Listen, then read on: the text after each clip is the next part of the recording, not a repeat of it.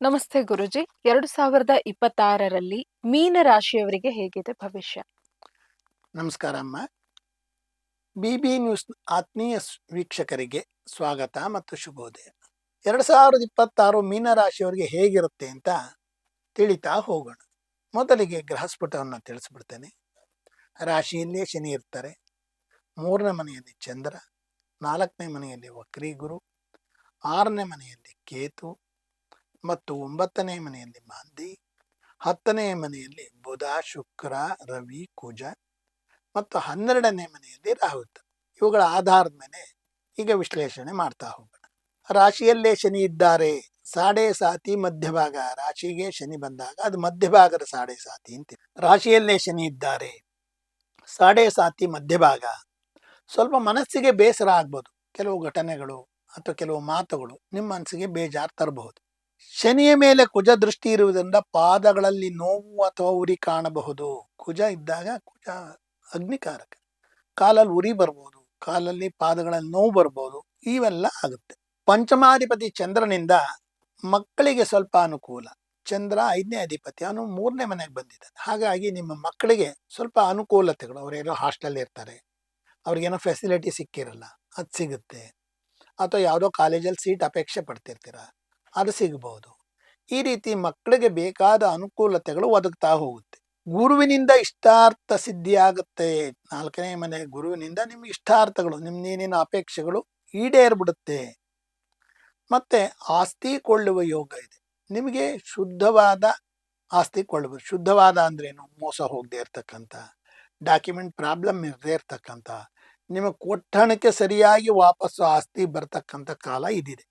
ಅಂತಹ ಕಾಲ ಇರೋದ್ರಿಂದ ನಿಮಗೆ ಶುದ್ಧ ಆಸ್ತಿ, ಒಂದು ನಿಮ್ಮ ಹಣಕ್ಕೆ ತಕ್ಕ ಮೌಲ್ಯ ದೊರೆಯುತ್ತೆ. ಚತುರ್ಥ ಗುರುವಿನಿಂದ ಕೆಲವು ಕೆಲಸಗಳು ಪೂರ್ಣಗೊಳ್ಳುತ್ತೆ. ಕುಟುಂಬದಲ್ಲಿ ಏನೋ ಮಾಡಬೇಕು ಅಂತ ಓಡಾಡ್ತಿರ್ತೀರ, ಯಾರ್ದೋ ಅಣ್ಣ ತಮ್ಮದನ್ನ ಎಲ್ಲ ಕೆಲಸಕ್ಕೆ ಸೇರಿಸ್ಬೇಕು ಅಂತಲೋ, ಮನೆ ಕಟ್ಟಬೇಕು ಅಂತಲೋ, ಅಥವಾ ಏನೋ ಒಂದು ಕುಟುಂಬಕ್ಕೆ ಸಂಬಂಧಪಟ್ಟ ಏನು ಕೆಲಸ ಕಾರ್ಯಗಳಿರುತ್ತೆ ಅದು ಆಗುತ್ತೆ. ತಾಯಿಯ ಆರೋಗ್ಯದಲ್ಲಿ ಸ್ವಲ್ಪ ಏರುಪೇರಾಗಬಹುದು. 6ನೇ ಮನೆ ಕುಜನಿಂದ, 6ನೇ ಮನೆ ಕೇತುವಿನಿಂದ ತಾಯಿ ಆರೋಗ್ಯದಲ್ಲಿ ಏರುಪೇರು. ಸಡನ್ ಆಗಿ ಏನೋ ಹೈ ಫೀವರ್ ಆಗ್ಬೋದು, ಕಡಿಮೆ ಆಗ್ಬೋದು, ಅಥವಾ ಏನೋ ಹಾರ್ಟ್ ಪೇಷಂಟ್ಗೆ ಇದ್ದಕ್ಕಿದ್ದಾಗೆ ಹಾರ್ಟ್ ಬೀಟ್ ಜಾಸ್ತಿ ಆಗ್ಬೋದು. ಈ ರೀತಿ ಏರುಪೇರಾಗುತ್ತೆ. ಅದರ ತೀವ್ರ ವ್ಯತ್ಯಾಸಗಳಾಗಲ್ಲ, ಏರುಪೇರಾಗಿ ಸರಿ ಆಗುತ್ತೆ. ಕೇತುವಿನಿಂದ ನಿಮಗೆ ಹೊಟ್ಟೆ ತೊಂದರೆಗಳು ಜೊತೆಗೆ ಚರ್ಮ ರೋಗಗಳು ಕಾಣಿಸಬಹುದು.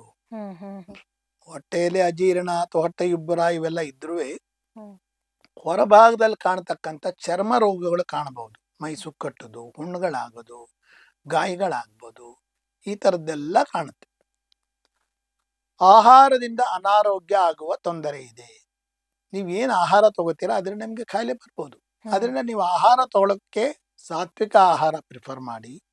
ಜೊತೆಗೆ ಆಹಾರ ತಗೊಂಡಾಗ ನಿಮ್ಮ ಮನಸ್ಸು ಹೇಳುತ್ತೆ ಇದು ಬೇಡ ನಿನಗೆ ಅಂತ ಒಂದು ತಗೋಬೇಡಿ. ಅದೆಂಥ ಆಹಾರ ಆಗಿದ್ರೂ ಅದು ನಿಮಗೆ ಅನಾರೋಗ್ಯ ಕೊಟ್ಟೇ ಕೊಡುತ್ತೆ. 10ನೇ ಮನೆ ರವಿಯಿಂದ ವೃತ್ತಿಯಲ್ಲಿ ಒತ್ತಡ ಹೆಚ್ಚಾಗುತ್ತೆ. ಯಾವಾಗ ನಿಮ್ಮ ಉದ್ಯೋಗ ಸ್ಥಾನದಲ್ಲಿ ರವಿ ಇದನ್ನು ಅಲ್ಲಿ ಒತ್ತಡಗಳು ಹೆಚ್ಚಾಗುತ್ತವೆ. ಅಂದರೆ ಹಿರಿಯ ಅಧಿಕಾರಿಗಳ ಒತ್ತಡಗಳು ಹೆಚ್ಚಾಗುತ್ತವೆ. ಯೋಗಕಾರಕ ಕುಜ ಹಾಗೂ ಶುಕ್ರರು 10ನೇ ಮನೆಯಲ್ಲಿ ಶನಿ ದೃಷ್ಟಿ ಸಹ ಇರುವುದರಿಂದ ನ್ಯಾಯವಾದಿಗಳಿಗೆ, ನ್ಯಾಯಾಧೀಶರಿಗೆ ಕೀರ್ತಿ ಗೌರವಗಳು. 10ನೇ ಮನೆ ಮೇಲೆ ಶನಿ ದೃಷ್ಟಿ, ಶನಿ ನ್ಯಾಯಕಾರಕ, ಗುರುಕರ್ಮ ಯೋಗ ಅಂತ ಶನಿ ಮತ್ತೆ ನ್ಯಾಯಾಕಾರಕ ಅಂತ ಹೇಳ್ತೀವಿ. ಅವನು ಇರೋದ್ರಿಂದ ಅವರು ವಾದ ಮಾಡೋ ರೀತಿ ತುಂಬಾ ಚೆನ್ನಾಗಿ ಬರ್ಬೋದು. ಅದಕ್ಕೆ ಒಳ್ಳೆ ಫಲಿತಾಂಶ ಸಿಗ್ಬೋದು.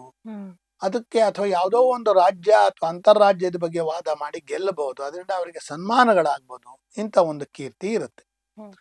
ಮನಸ್ಸಿನಲ್ಲಿದ್ದ ಗೊಂದಲಗಳ ಪರಿಹಾರವಾಗುತ್ತೆ. ಇದರಿಂದ ಏನೋ ಒಂದು ಡೌಟ್ ಇರುತ್ತಲ್ಲ ನಿಮ್ಮ ಮನಸ್ಸುಗಳಲ್ಲಿ, ಅವೆಲ್ಲ ಕ್ಲಿಯರ್ ಆಗುತ್ತೆ.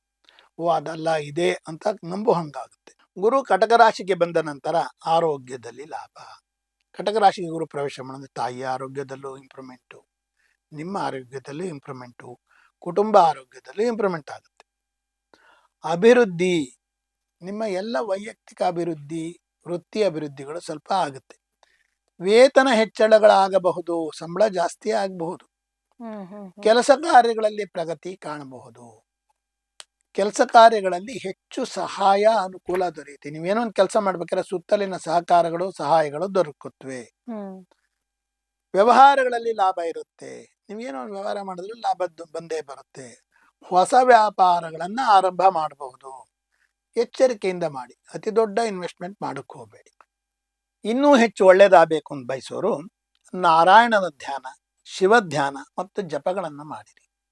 ನಾರಾಯಣನ ಅಷ್ಟಾಕ್ಷರಿ ಮಂತ್ರ ಓಂ ನಮೋ ನಾರಾಯಣಾಯ, ಶಿವನ ಪಂಚಾಕ್ಷರಿ ಮಂತ್ರ ಓಂ ನಮಃ ಶಿವಾಯ, ಇವುಗಳನ್ನು ಮಾಡೋದು, ಶಿವ ದರ್ಶನವನ್ನು ಮಾಡೋದು, ಅವುಗಳಿಗೆ ದೇವರುಗಳಿಗೆ ನಡ್ಕೊಳ್ಳೋದು ನಿಮ್ಗೆ ಹೆಚ್ಚು ಒಳ್ಳೆಯದನ್ನು ಕೊಡುತ್ತೆ.